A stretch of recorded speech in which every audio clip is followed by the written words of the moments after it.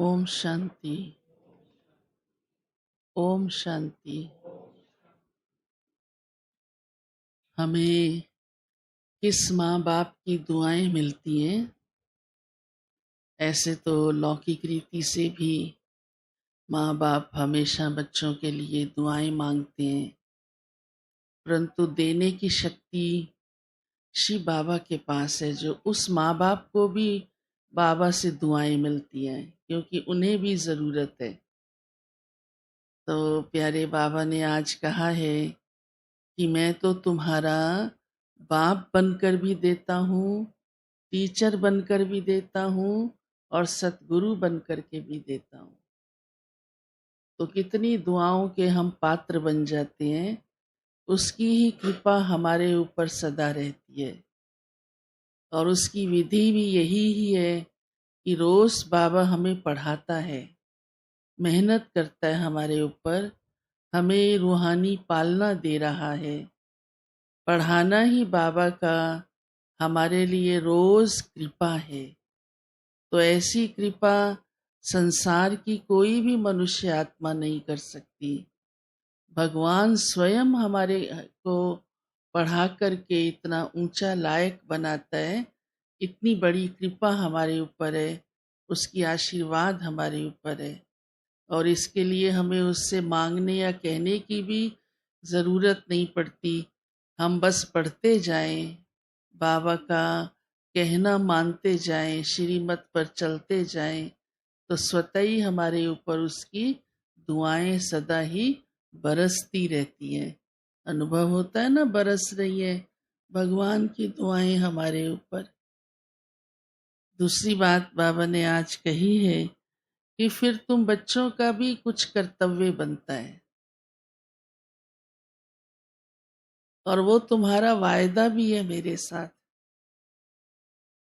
कि जो बाबा हमें दे रहा है वो फिर हम औरों को भी देंगे, क्योंकि ये खजाना अनलिमिटेड है।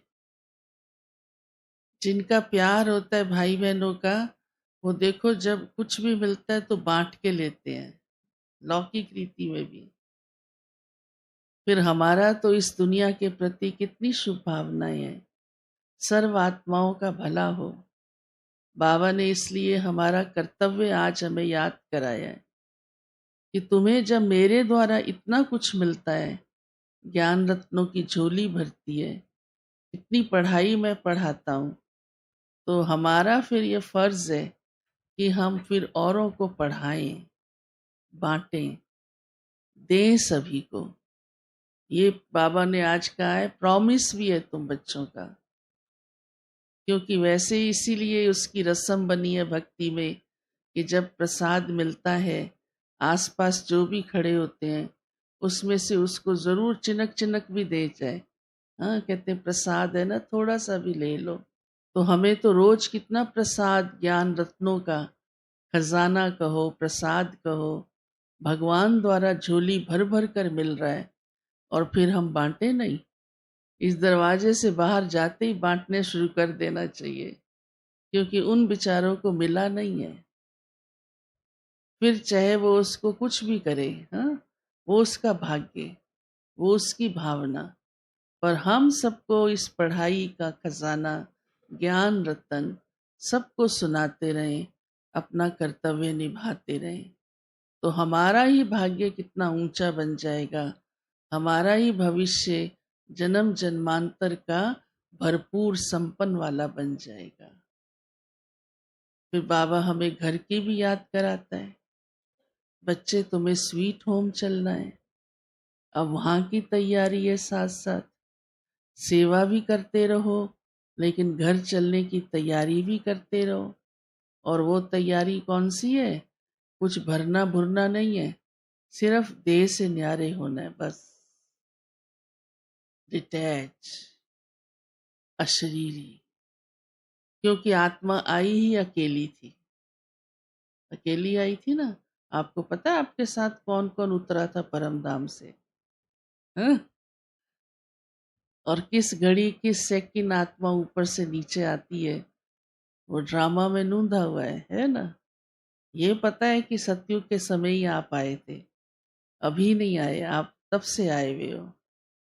लेकिन उस समय आपने किसी को कहा भी नहीं होगा परम धाम में, मैं चल रहा हूं, तुम भी मेरे साथ नीचे चल, क्योंकि किसी के साथ कोई रिश्ता नहीं था। मैं आत्मा अकेली अपने घर से नीचे आ रही हूँ। तो अभी भी बाबा कहते हैं, यही ही अभ्यास करो कि ऐसे ही मैं आत्मा अकेली अशरीरी, हाँ, अकेली ऐसी जो ये शरीर भी मेरा नहीं, दूसरे तो साथ है ही नहीं, लेकिन ये शरीर भी साथ नहीं। ये शरीर भी साथ देगा, चल पाएगा? नहीं चल पाएगा। तो मैं बिंदु आत्मा परम धाम जाने वाली हूँ, बस यही तैयारी है हमारी, और कोई तैयारी नहीं।